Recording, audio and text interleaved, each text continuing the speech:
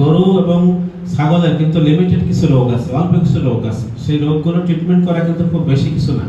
এই 10-12টা ওষুধ যদি হাতে করে আমরা জানতে পারি তাহলে কিন্তু এই রোগগুলো আমরা ট্রিটমেন্ট করতে পারি।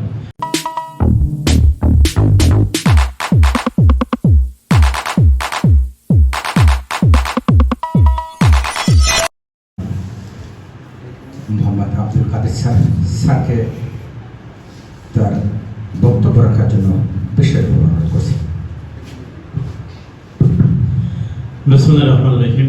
যুব অধিদপ্তর বাগেরহাট জেলার যুব প্রশিক্ষণ কর্তৃক আয়োজিত 3 মাস ব্যাপী গবাদি পশু, হাঁস মুরগি, মৎস্য কৃষি বিষয়ক প্রশিক্ষণ কোর্সের উদ্বোধন অনুষ্ঠানের সম্মানিত সভাপতি, অত্র কেন্দ্রের ডেপুটি প্রোগ্রাম কোঅর্ডিনেটর জনাব দেওয়ান মোহাম্মদ আবুজার, উপস্থিত আছেন আমার সাথে প্রশিক্ষকবৃন্দ ও বিভিন্ন এলাকা থেকে উপস্থিত ভাই বোনেরা, আসসালামু আলাইকুম। হিন্দু ভাইদের প্রতি নমস্কার। প্রথমে আমি সবাইকে ধন্যবাদ জানাচ্ছি যে এই বৃষ্টি ভেজা দিনে, প্রচণ্ড বৃষ্টিকে উপেক্ষা করে তোমরা সকলেই হাজির হয়েছ। তার অর্থ বোঝা যাচ্ছে যে সকলের মধ্যে প্রচণ্ড আগ্রহ কাজ করছে প্রশিক্ষণ নেওয়ার জন্য, যার কারণে তোমরা হাজির হয়েছ। আসলে যুব উন্নয়ন অধিদপ্তর শুধু বাগেরহাট না, বাংলাদেশের 64টি জেলায় এইভাবে প্রশিক্ষণ আজকের থেকে 3 মাস এই প্রশিক্ষণটা শুরু হয়েছে। আর আমাদের উপরের যে জেলা কার্যালয় থেকে আরও 7টা-8টা ট্রেডে প্রশিক্ষণ চলে। এখানে computer, basic ICT, electronics, electrical, হাউজারিং, টিভি, ফ্রিজ, এয়ার কন্ডিশন, মৎস্য, পোশাক, এছাড়াও আমরা বাইরে ইয়ুথ কিচেন, এটা আমাদের এখানে ড্রাইভিং চলছে। তারপরে আমরা স্পেশাল কোর্স আরও অনেকগুলো করি, বিউটিফিকেশন, তারপরে হস্তশিল্প, এরকম অনেক প্রকার ট্রেনিং আমরা যুব উন্নয়ন দপ্তর থেকে দিয়ে থাকি। উদ্দেশ্য একটাই যে আজকে বাংলাদেশ পৃথিবীর মানচিত্রে ছোট্ট একটা দেশ, কিন্তু আমাদের জনসংখ্যা অনেক বেশি। অর্থাৎ এই ছোট্ট ভূখণ্ডে আমাদের যে বিশাল জনসংখ্যা, এই জনসংখ্যাকে কাজে লাগানোর জন্য সরকারিভাবে কিন্তু সেই সুযোগ নাই। আমাদের দেশের যে স্কুল, কলেজ, ইউনিভার্সিটি যতগুলো আছে, এখান থেকে প্রত্যেক বছর 22 লক্ষ ছেলে মেয়ে বের হয় যারা কর্মসংস্থানের জন্য লেবার মার্কেটে আছে, শ্রম বাজারে আছে 22 লক্ষ। এখানে দেশ বিদেশ মিলে মাত্র কর্মসংস্থানের সংস্থান হয় 12 লক্ষ। আর 10 লক্ষ ছেলে মেয়ে প্রত্যেক বছর তোমাদের মতো কি থাকে, বেকার থাকে। এই 10 লক্ষ ছেলে মেয়ে যখন বেকার থাকে তখন কি করে এরা? সমাজের সন্ত্রাস, ছিনতাই, ইফটিজিং, চাঁদাবাজি, এই মাদক, বিভিন্ন কাজে তারা কিন্তু জড়িয়ে পড়ে। এই 10 লক্ষ ছেলে মেয়েকে যদি যুব উন্নয়ন অধিদপ্তরকে এনে প্রশিক্ষণ দেওয়া হয় এবং প্রশিক্ষণ শেষে তাদেরকে আত্মকর্মসংস্থানের জন্য আমরা যে মাইক্রো ক্রেডিট, ক্ষুদ্র ঋণ সাপোর্ট দেই, তাহলে কি হবে? দেশের অর্থনীতি আরো সচল হবে। এই 10 লক্ষ ছেলে মেয়ে যদি প্রত্যেক দিন 1 টাকা করে আয় করে, তাহলে কত টাকা আয় হবে? 10 লক্ষ টাকা। যদি 10 টাকা করে আয় করে তাহলে 1 কোটি টাকা। কিন্তু একটা ছেলে বা মেয়ে প্রত্যেক দিন নরমালি বাঁচতে গেলে মিনিমাম কত? 500 টাকা নিচে হয় না এই জামানায়। তাহলে 500 টাকা যদি আমরা 10 লক্ষ করে গোল দেই, কত হয়? 5 কোটি টাকা। তো 5 কোটি টাকা প্রত্যেক দিন তোমাদের পিছনে ব্যয় হচ্ছে, বাট 1 টাকাও কিন্তু আয় হচ্ছে না। হচ্ছে? সবাই আমরা মায়ের ঘরে, বাবার ঘরে, ভাইয়ের হোটেলে খাচ্ছি, কিন্তু 1 টাকা আমরা কি করতে পারছি না? আয় করতে পারছি না। অথচ আমাদের দৈনিক এই 5 কোটি টাকা কিন্তু প্রত্যেক দিন আমাদের কি হচ্ছে? ব্যয় হয়ে যাচ্ছে। তো এখন সরকার চাচ্ছে, যেহেতু সরকারি চাকরির সুযোগ নাই, কারণ আমরা যারা সরকারি চাকরি করি, সরকারি চাকরি মাত্র যে পোস্ট আছে 17 লক্ষ সামথিং, আমরা প্রায় 14 লক্ষর মতন চাকরিতে আছি, আর বাকি 3 লক্ষ পোস্ট হয়তো সরকারি খালি আছে। তো এই যদি আমরা 17 লক্ষ সবাই বাড়ি চলে যায়, তাহলে যে প্রত্যেক বছর যে 22 লক্ষ বেড়েছে, 22 লক্ষের কি কাজ দেওয়া যাবে? যাবে? কেন যাবে না? কারণ আমার পোস্ট আছে 17 লক্ষ, বেরোচ্ছে আমার 22 লক্ষ। 17 লক্ষ যদি আমরা কালকেও বাড়ি চলে যাই, তাহলে আরো 5 লক্ষ কি থাকবে? বেকার থাকবে। এই জন্য সরকার চাচ্ছে যে বাংলাদেশের প্রত্যেকটা উপজেলা, 495টি উপজেলাতে আমাদের ট্রেনিং হয়, সেটা 1 সপ্তাহ শর্ট কোর্স হয়। আর এই 64টি জেলা আমাদের সেন্ট্রালি আছে, শেখ হাসিনা যুব উন্নয়ন ইনস্টিটিউট সাভারে, আমাদের আঞ্চলিক প্রশিক্ষণ কেন্দ্র কয়েকটা আছে। সব মিলেই আমাদের প্রত্যেক বছরই আমরা প্রায় 3 লক্ষর অধিক ছেলে মেয়েকে আমরা ট্রেনিং দিচ্ছি এবং পাশাপাশি তাদেরকে মাইক্রো ক্রেডিটে আমরা সাপোর্ট দিচ্ছি। তার সুবিধা হচ্ছে কি, আমাদের যে মাইক্রো ক্রেডিটটা মাত্র 5% সার্ভিস চার্জ নেওয়া হয় এখান থেকে।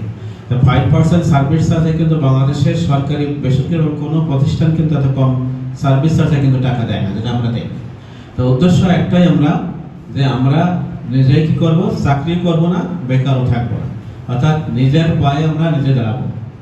আর এইখানকার যে প্রশিক্ষণটা আমরা আবাসিকভাবে দিচ্ছি, এই প্রশিক্ষণে গবাদি পশু, হাঁস মুরগি, মৎস্য, কৃষি কয়েকটা বিষয় এখানে 3 মাসে হাতে কলমে শেখানো আছে। এখানে আমাদের গরু আছে, মুরগি আছে, কুকুর আছে, সব কিছু আছে।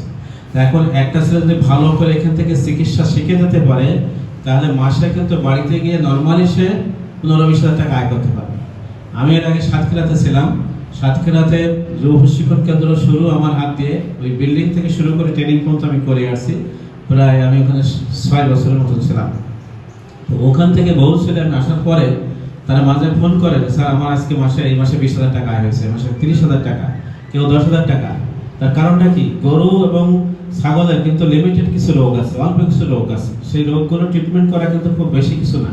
এই 10-12টা ওষুধ যদি হাতে কলমে আমরা জানতে পারি, তাহলে কিন্তু এই রোগগুলো আমরা ট্রিটমেন্ট করতে পারি। তা আমরা চাচ্ছি, একটু আগে আমার ডিপিসি সাহেবের কথা ছিল যে আমরা এই রোগগুলোকে যাতে হাতে কলমে দিতে পারি, কিভাবে ইনজেকশন দিতে হবে, কিভাবে ভ্যাকসিন দিতে হবে, কোন সময় প্রজনন দিতে হবে, এইগুলোতে আমরা আপনাদেরকে হাতে কলমে শিখিয়ে দিতে পারি, তাহলে কি করতে পারবেন, আপনি এলাকায় গিয়ে কাজ করতে পারবেন। আরো একটা সুবিধা আছে, আমাদের উপজেলা লেভেলে প্রত্যেক বছরে 14টা ব্যাচের ট্রেনিং হয়। তো এইখান থেকে যারা প্রশিক্ষণ নিয়ে যায় 3 মাসের, ওখানকে কিন্তু তাদেরকে আমরা ট্রেনার হিসাবে ক্লাস দেই, এবং একটা ব্যাচে কিন্তু সে 6টা পর্যন্ত ক্লাস নিতে পারে, অর্থাৎ 6,000 টাকা। তাহলে আপনি যদি ভালো ক্লাস নিতে পারেন, তাহলে একটা উপজেলাতে আপনি 6টা ব্যাচে ক্লাস নিলেন, তাহলে কত, 6,000 × 6 14। তাহলে এত টাকা কিন্তু আপনি উপজেলা থেকে আয় করতে পারেন। ওখানে আমাদের 10টা ক্লাস থাকে, হ্যাঁ, তার মধ্যে প্রশিক্ষিত যুব যারা আপনারা যাবেন, আপনাদেরকে 6টা করে ক্লাস দেওয়ার ব্যবস্থা এখানে আমাদের আছে। হ্যাঁ, এই যে সুবিধা আছে, পাশাপাশি আপনি যখন আরো ভালো কাজ করবেন, তখন আমরা উপজেলাতে প্রাণী সম্পদ অফিস আছে, তাদের সঙ্গে আপনাকে আমরা মার্চ করে দিতে পারবো। ওদের ওখানে কিন্তু ফ্রি ভ্যাকসিন দেওয়া হয়। আপনি একটা অফিস থেকে 100 ভ্যাকসিন নিয়ে গেলেন, উপজেলা অফিস থেকে আমরা বলে দিলাম, সরকারি রেটে নিলেন, ওটা নিয়ে আপনি গ্রামের এলাকায়, আপনার এলাকায় যে ভ্যাকসিন দিলেন, দেখা যাচ্ছে পার ভ্যাকসিনে যদি আপনি 1 টাকা করে লাভ করেন, এখানে আমাদের ভালো প্রফিট আছে।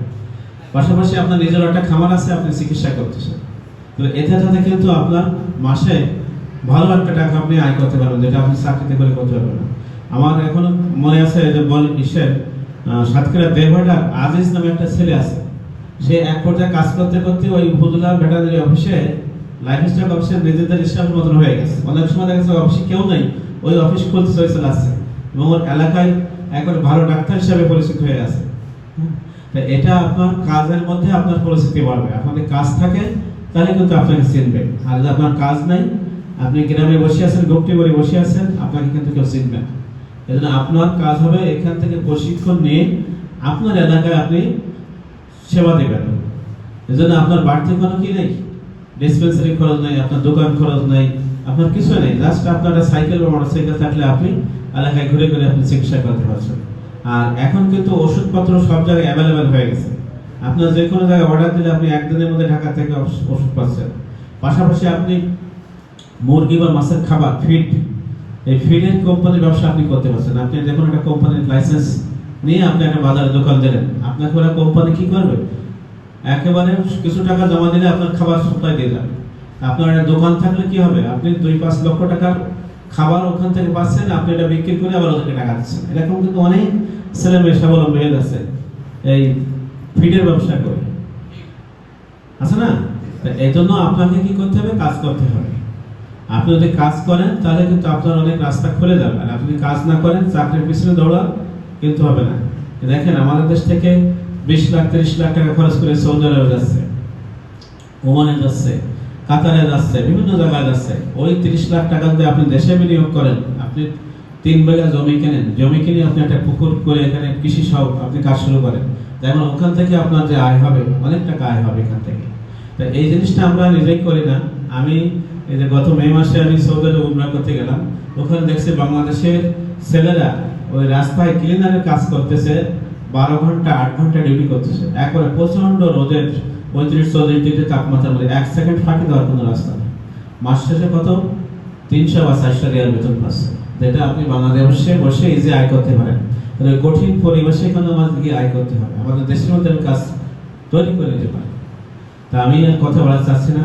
আর বর্তমান সরকারের উদ্দেশ্য যেটা 2041 সালের উন্নত বাংলাদেশ, সেই উন্নত বাংলাদেশ বা স্মার্ট বাংলাদেশ গড়ার জন্য আজকে আমাদের প্রয়োজন কি যুব সমাজ, যারা আমাদের সামনে বসে আছেন। কারণ আমাদের এখন বয়স কিন্তু 50 পার হয়ে গেছে, অর্থাৎ আমাদের যে শক্তি আছে আপনাদের থেকে তার থেকে অনেক বেশি শক্তি আছে, অনেক সাহস আছে, অনেক মেধা আছে, যোগ্যতা আছে, যেটাকে আপনি কাজে লাগাতে পারবেন। আর বয়স যখন 50 হয়ে যাবে তখন কিন্তু আপনার কি হবে, আমাদের দেশের নেচার অনুযায়ী স্ট্রাকচার অনুযায়ী আপনার বিভিন্ন রোগ ব্যাধি আসবে, আপনার বার্ধক্য আসবে, জ্বর আসবে, তখন কিন্তু আপনি কাজ করতে পারবেন না। এই বয়সটাই কিন্তু আপনার কাজ করার বয়স। তাই এই সময়টাকে যদি আপনি কাজে লাগাতে পারেন, আপনি বেশি না, আপনি 10 বছর কাজ করেন, এখানে যে আপনার অ্যাসেট হবে, বাকি জীবন আপনি বসে থেকে কাজ করতে পারবেন। তা আমি কথা না বাড়াই, আপনাদের সকলের সুস্থতা এবং দীর্ঘায়ু কামনা করছি। পাশাপাশি আরও কথা হবে, কোর্সের ক্লাসে আমি আসবো। যারা আপনারা হোস্টেলে থাকবেন তারা তো এখানেই থাকবেন, আর যারা হোস্টেলতে বাইরে থেকে আসা যাওয়া করবেন তারাও এখানে প্র্যাকটিক্যাল সব কিছুই হবে।